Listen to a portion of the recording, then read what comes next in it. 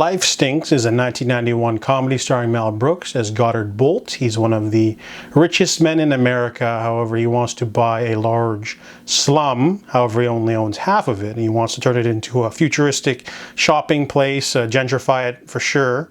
However, his rival, Craswell, the two of them are talking, and Craswell challenges him to a bet and says, hey, I bet you can't survive with nothing for 30 days in the worst slum in the city.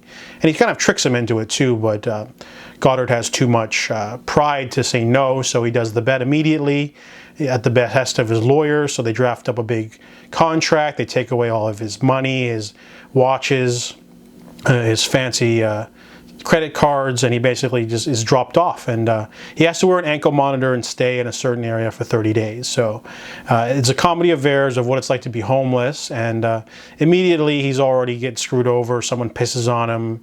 He makes a couple of friends and enemies here and there, but you know, no one believes that he's super rich, so he can't stay at like the bum house.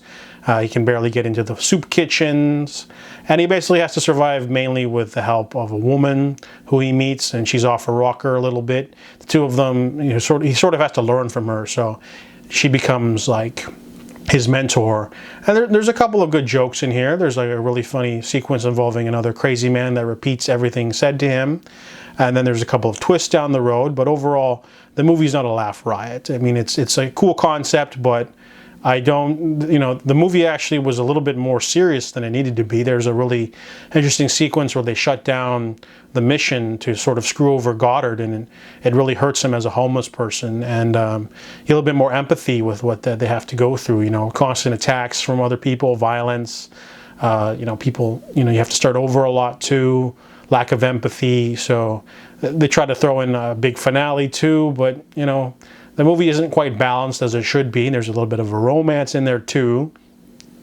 This one was just okay. I think the main reason why this movie isn't as good as his others is because his other films usually are trying to take the piss out of a genre or a certain theme, like Robin Hood, Men in Tights, or Blazing Saddles, or even High Anxiety is about like Hitchcock films. Homeless movies aren't really a thing. So what thorough line does he have for being for jokes to like sort of naturally sort of develop? And so it's lacking in like set pieces, but it does have a couple of good moments, emotional moments. It's it should have been more closer to like A Christmas Carol, where he meets like 3 different homeless people or something, and then he learns to appreciate the dollar or whatever.